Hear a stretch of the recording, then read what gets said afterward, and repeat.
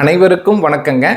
மீண்டும் தமிழ்நாட்டில் ஒரு கோர துயர பெரிய நிகழ்வு நடந்திருக்கு. உண்மையிலேயே மனசுக்கு எல்லாத்துக்குமே கஷ்டமா இருக்குது. போன வாரம் தான் ஒரு வாலிபன் மெட்ரோ சிட்டியில், அது சென்னையில் மருத்துவமனைக்கு போய் ஒரு மருத்துவரை தாக்குனா அந்த பிரச்சனை ஓய்வதற்குள் இன்னொரு பிரச்சனை, அதுவும் ஒரு சிறிய கிராமத்தில் நடந்திருக்குது. ஒரு வாலிபன் அரசு பள்ளி வளாகத்திற்குள் நுழைந்து ஆசிரியை இருக்கும் ஓய்வறைக்கு சென்று அந்த பெண்மணியை கழுத்தில் வயிற்றில் குத்தி அந்த பெண் இப்போ இறந்துட்டாங்க. அதை பற்றி விசாரணை மேற்கொண்டு வராங்க. இது ஏன், எங்கே, எப்படி நடந்தது, இதற்கெல்லாம் தீர்வே கிடையாதா? இதை பற்றி பொதுமக்கள் என்ன சொல்கிறார்கள்? அரசாங்கம் இதை எந்த மாதிரியான முடிவை இனிமேல் எடுக்கும்? இதை பற்றி என்ன விசாரணை நடக்கிறது என பல்வேறு கோணங்களில் நாம் இப்போ பேச போகிறோங்க உங்கள்கிட்ட. அதாவது தஞ்சாவூர் மாவட்டம் பட்டுக்கோட்டை அருகே உள்ள சின்னமனை ஒரு சிறிய கிராமத்தை சேர்ந்தவர் முத்து என்பவர். அவருடைய பெண்மணி ரமணி என்பவர் அங்குள்ள அந்த ஊருக்கு அருகே உள்ள மல்லிப்பட்டினம் ஒரு அரசு பள்ளியில் 4 மாதங்களுக்கு முன்னாடி தற்காலிக தமிழ் ஆசிரியராக சேர்ந்திருக்கிறாங்க. அங்கே இந்த 4 மாதமாக ஒர்க் பண்ணிட்டு வந்துட்டுருக்கிறாங்க. இந்த நேரத்தில் ஒரு வருடமாக அந்த வாலிபர் ஒருவர் அந்த பெண்மணியை காதலிச்சுட்டு வந்திருக்கிறாங்க. அந்த பெண்மணி பேர் ரமணி, இந்த பையன் பேர் மதன்குமார், வயசு 28, அந்த பெண்மணிக்கு வயசு 26.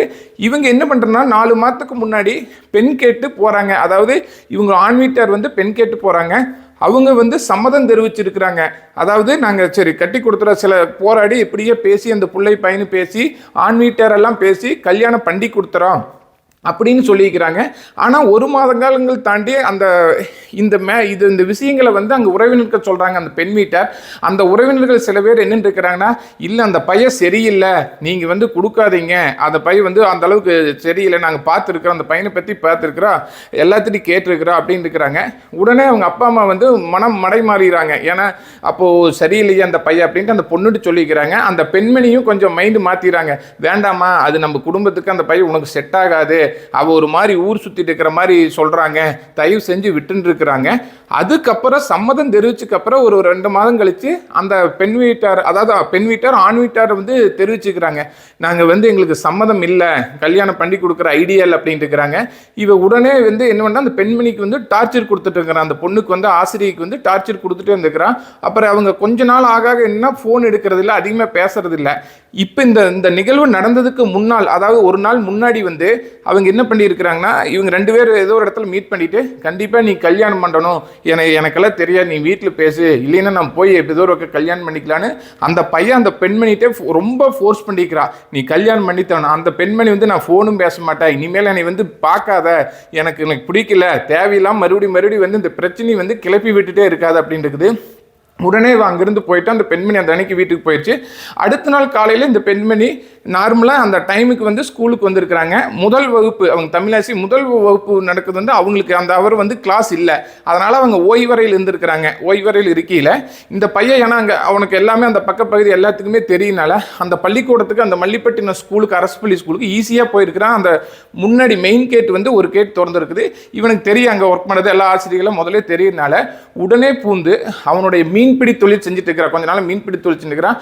அந்த கத்தியில் அந்த பெண்மணியை கழுத்தில் ஃபஸ்ட்டு வெட்டியிருக்கிறான், அப்புறம் வயிற்றுல வெட்டி அந்த பெண்மணி அங்கேயே சுருண்டு விழுந்துட்டாங்க. எல்லாரும் உடனே அவனை வெளியே போகிறதுக்குள்ளாத மடக்கி பிடிச்சிட்டாங்க. உடனே காவலர்கள் அவனை கூட்டிகிட்டு போயிட்டாங்க, போலீஸ் ஸ்டேஷனுக்கு அரெஸ்ட் பண்ணி கூட்டிகிட்டு போயிட்டாங்க. அந்த பெண்மணி மருத்துவமனைக்கு, பட்டுக்கோட்டை அரசு மருத்துவமனைக்கு போகிற வழியில் இறந்துட்டா. இதெல்லாம் ஏன் இந்த மாதிரியெல்லாம் நடக்குது, இதையெல்லாம் நாம் எப்படி தீர்வு காணணும், இதுக்கெல்லாம் யார் காணணும் அப்படிங்கிறத பல்வேறு ஏங்களில் நம்ம பார்க்க வேண்டியது இருக்குது. இதுக்கெல்லாம் பார்த்தீங்கன்னா இந்த மாதிரி பிரச்சனைகள் தொடர்ந்து கொண்டே இருக்கிறது. பள்ளிக்கூடம் மட்டும் இல்லை, மருத்துவமனைகள், பொது இடங்கள், தனியார் இடங்கள் என எல்லா இடத்துலையுமே சின்ன நடந்துட்டு இருக்கிறத பார்க்குறா. இதை எப்படி தீர்வு செய்ய வேண்டும், இதுக்கான ஒரு முடிவே இல்லையா அப்படிங்கிறத பொதுமக்கள் கேள்வி கேட்க ஆரம்பிச்சுக்கிறாங்க. அரசாங்கமும் இதுக்கு சரியான முறையில் நாங்கள் தீர்வு எடுப்போங்கிறத மாண்புமிகு கல்வித்துறை அமைச்சர் அன்பில் மகேஷ் பொய்யாமொழி சொல்லியிருக்கிறாங்க. அங்க இருக்க பசங்களுக்கெல்லாம் நாங்கள் எல்லா ஸ்டூடெண்ட்ஸ்க்கு நாங்கள் கவுன்சிலிங் கொடுக்குறோம். இனிமேல் இந்த அரசு பள்ளியில் இந்த மாதிரி நடக்காது, நாங்கள் செக்யூரிட்டியை ஸ்ட்ராங்காக பண்ணிடுறோம், கண்டிப்பாக பண்ணிடுவோம், மெட்டல் டிடெக்டர் வச்சிருவோம். இனி இந்த மாதிரி சம்பவங்கள் மருத்துவமனைகளில, பொது இடங்களில, வெளியிடங்களில் எங்கேயும் நடக்காதுன்னு உறுதியாக சொல்லிக்கிறாங்க. அங்கே இருக்கிற டிஐஜி, போலீஸ், காவலாயிரம் எல்லாருமே இது விசாரணை மேற்கொண்டுட்டு இருக்கிறாங்க. இதையெல்லாம் நம்ம எப்படி இதை நம்ம பொதுமக்கள் சார்பாக இதை எப்படி பார்க்கறது? இன்னும் தமிழ்நாட்டில் இப்பவும் கூட சில நிகழ்வுகள் நடக்கிறதுக்கு ரெடியாக இருக்கு. இந்த கொலை, தற்கொலை எல்லாம் இதையெல்லாம் எப்படி தடுக்க வேண்டும்? எந்த பிரச்சனையாக இருந்தாலும் நீங்கள் காதலிக்கிறது பிரச்சனை இல்லை என் பெண் குல தெய்வங்களே, நீங்கள் தகுதி அறிந்து ஒவ்வொருவரிடம் யாரிடம் நட்புடன் பழகுவது, யாரிடம் பழகக்கூடாது, யாரை காதலிப்பது, யாரை வாழ்க்கை துணையாக்குது என்று நீங்கள் முடிவு செய்து விடுவீர்கள். ஆனால் அது சரியா தவறு என்று நீங்கள் அந்த நேரத்தில் உணர்வதில்லை.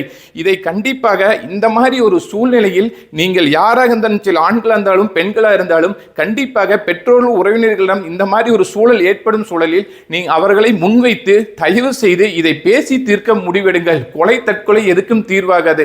2, அதுவும் முடியலனா நீங்கள் ஒரு காவல் அதிகாரியோ, அதாவது காவல் நிலையத்தை நாடி அல்லது வழக்கறிஞர்கள் நாடி அவர்கள் முன்னால் இதை பேசி தீர்க்க முடிவெடுங்கள். அதுவும் இல்லை என்றால் ஒரு மனநல ஆலோசகரை அணுகுங்கள். ஏனால் இப்படி இருந்து ஒவ்வொரு முறையை இந்த மாதிரியான முறை எடுத்தால் தான் கொலை தற்கொலை என்பது தமிழ்நாட்டின் இனிமேல் நடக்காது. அதாவது மனித வாழ்வு என்பது கடவுள் நம்மளுக்கு ஒரு முறை கொடுத்த ஒரு அழகான பரிசு. தயவு செய்து கொலை தற்கொலையை உருவாக்கி சீர்கேட்டை உருவாக்கி தருகிறீர்கள். ஏனால் நாம் ஒவ்வொன்றும் இதை செய்யும் போது ஒவ்வொரு இடத்திலும் இதை இப்ப பல்வேறு ஊடகங்கள் வெளியிட்டிருக்கிறாங்க. இதை பார்க்கும்போது எல்லாரும் தவறான ஒரு காரணமாகிருவாங்க வருங்காலத்தில். தயவு செய்து இந்த மாதிரியான நடவடிக்கை தமிழ்நாட்டில் இனிமேலும் நடக்கக்கூடாது. அரசாங்கமும் பொதுமக்களுக்கு முன்னுதாரணமாக இருக்க வேண்டும். பொதுமக்களும் அரசாங்கத்துக்கு எல்லா விதமான ஒத்துழைப்பையும் கொடுத்து எல்லா இடத்திலும் சிறந்த பாதுகாப்பு, அதாவது ப்ராப்பரான செக்யூரிட்டி, பள்ளி வளாகம் இருந்தாலும் சரி, மருத்துவமனைகளாக இருந்தாலும் சரி, பொது அலுவலகம் இருந்தாலும் சரி, ப்ராப்பரான செக்யூரிட்டி, மெட்டல் டிடெக்டர் எல்லாம் வச்சு இனிமேல் எப்பொழுதும் நம் தமிழ்நாட்டில் இந்த மாதிரி நிகழ்வு நடக்கக்கூடாது. தயவு செய்து எந்த பிரச்சனையும் பொறுமையாக முழு மனநிலையை ஆராய்ந்து முடிவெடுங்கள் என்றும், இந்த மாதிரி நிகழ்வுகளுக்கு நாம் ஒருபோதும் தலை சாய்க்க கூடாது, மனம் மடைமாறக்கூடாது என்று இந்த நேரத்தில் கேட்டுக்கொண்டு என்றும் உங்களுடன் கார்த்திக். வாழ்க வளமுடன்.